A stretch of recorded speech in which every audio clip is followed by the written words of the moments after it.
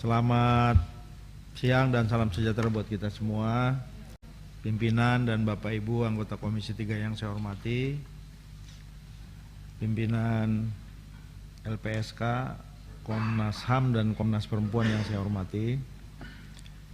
Dari apa yang telah disampaikan, memang negara memiliki kewajiban untuk melindungi rakyatnya melalui lembaga-lembaga yang tadi telah menyampaikan tentang anggarannya untuk melakukan perlindungan dan advokasi kepada warga negara yang tadi telah disampaikan oleh LPSK, Komnas HAM, kemudian Komnas Perempuan. Nah, dari apa yang telah disampaikan, saya ingin mengkritisi, meskipun apa yang diusulkan ini menurut saya harus didukung oleh kita, karena dengan anggaran kurang lebih 3.000 triliun di tahun 2024 yang akan datang, yang disampaikan cuma ratusan miliar itu sebenarnya tidak begitu besar. Namun jika dukungan dari, maka perannya juga harus benar-benar bisa diwujudkan. Meskipun para LPS diatur oleh Presiden, tapi menurut struktur di dalam pemerintahan, Bapak Ibu dan Saudara itu bukan bawahannya Presiden. Untuk itulah independensi harus dilakukan secara benar sesuai dengan undang-undang yang diamanatkan oleh saudara-saudara. Saya ingin mengkritisi soal di LPSK ini. Ini ada layanan-layanan, nanti kalau kurang saya usulkan ditambahkan, Pak. Ya. Cuma saya ingin dapat informasi, karena indeksnya itu beda-beda ya. Sedikit jumlahnya anggarannya besar, volumenya banyak anggarannya kecil gitu loh. Itu indeks hitungannya berapa, Pak? Gitu. Ya. Tadi kan ada 500 orang sekian miliar, tapi sementara kurang dari itu nilainya besar gitu. Sehingga kalau Bapak nanti memberikan informasi dan pencerahan kepada kita, mungkin nanti kita akan menilainya bahwa memang anggaran itu tidak layak, perlu ditambah. Kenapa? Sekali lagi, memang pekerjaan ini kan senyap, kecuali ada hal yang viral gitu. Apalagi sekarang sudah beredar itu, no viral, no justice kan gitu. Iya. Tapi justru yang dilakukan oleh lembaga-lembaga ini kan senyap, tapi tetap terus melakukan. Itu Pak, pertama saya ingin tahu hitungan indeksnya itu seperti apa. Kemudian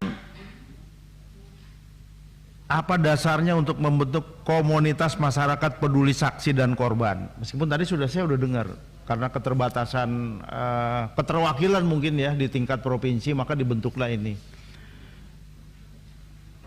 Kalau menurut saya sih dananya sedikit. Ya pimpinan, perlu ini diperbanyak, tapi harus jelas juga. Jangan hanya cuma membentuk, yang penting ada.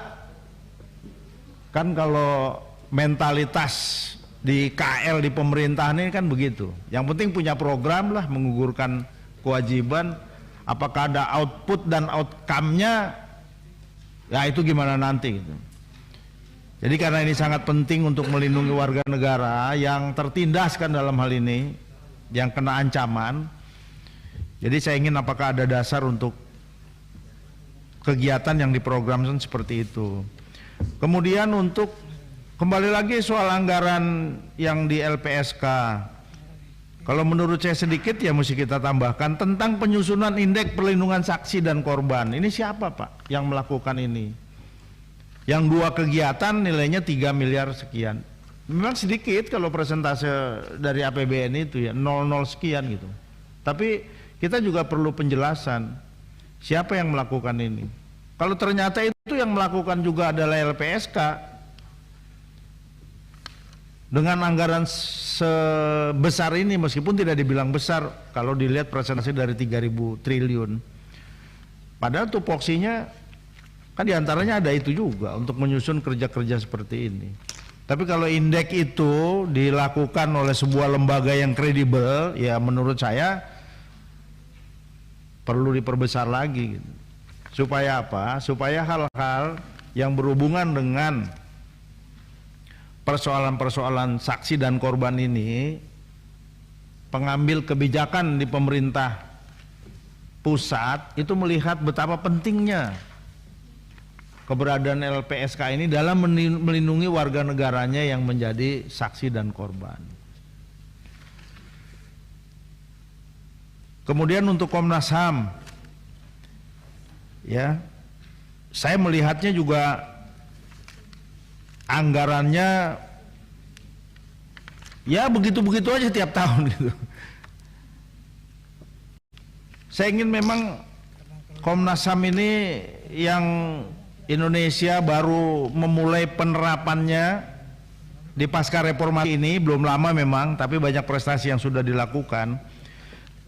Itu perlu penguatan Komnas HAM bukan hanya di Indonesia, artinya harus dibentuk opini di dunia ini tahu bahwa Indonesia ini Komnas HAM-nya sudah baik dibandingkan masa-masa rejim sebelum reformasi. Nah, untuk penguatan itu menurut saya Komnas HAM juga jangan takut untuk menganggarkan seperti itu. Anggarkan supaya dunia melihat bahwa Indonesia ini udah sangat berbeda, karena dampaknya akan sangat bagus jika hak asasi manusia yang diterapkan di Indonesia sudah baik dan memenuhi standar dunia. Dan saya ingin supaya pelanggaran hak asasi manusia yang tren seperti sekarang sudah TPPO ini sekali lagi nih terkenal karena viral kan, padahal informasinya di salah satu media itu satu hari katanya orang-orang Indonesia yang menjadi pekerja migran yang masuk dalam kategori TPPO itu kembali ke Indonesia setiap hari dengan kembalinya sebagai jenazah itu 100 orang lebih. Itu sebenarnya memprihatinkan. Dan menurut saya Komnas HAM harus berbuat. Kalau anggarannya kurang mesti kita dukung, tapi harus benar-benar berhasil. Termasuk juga soal KKB di Papua. Ya, dalam hal penegakan HAM, Komnas HAM ini jangan dilematis.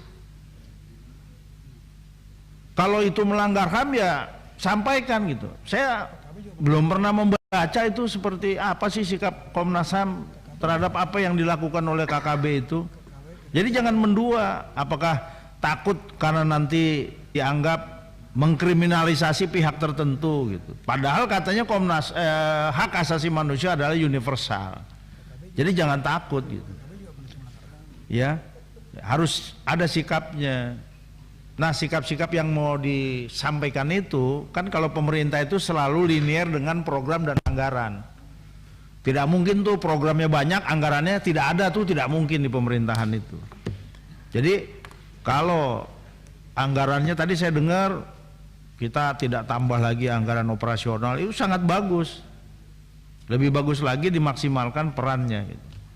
Jadi sekali lagi pimpinan, apa yang diusulkan oleh LPSK kemudian Komnas HAM ini harus kita kuatkan. Dan dalam forum ini juga saya ingin nih peristiwa-peristiwa yang rame-rame gitu ya, seperti di dapil saya Jakarta Utara. Ini mohon maaf pimpinan nih, melenceng dikit, tapi aspirasi dapil. Depo Pelumpang, itu bagaimana Komnas HAM bersikap? Saya melihatnya Komnas HAM ini seperti ada kolaborasi dengan BUMN ini, dengan pemerintah. Kenapa? Itu yang terbakar, masyarakat yang terbakar di situ, itu asuransinya itu dari mana? Dari kecelakaan lalu lintas. Tapi Komnas HAM nggak pernah ngomong itu. Nah itu yang saya maksud. Ya. Anggaran dikuatkan, tapi perannya juga jangan ambigu. Masa orang terbakar akibat minyak yang terbakar di situ, tapi asuransinya dari kecelakaan. Jadi lalu lintas, lewat, jadi orang lewat di dekat jalan itu kebakar gitu. Nah, ini kan penuh dengan rekayasa. Dan kenapa Komnas HAM diam gitu? Dan sampai sekarang pun dana itu belum cair. Yang baru cair itu adalah bantuan untuk biaya kematian.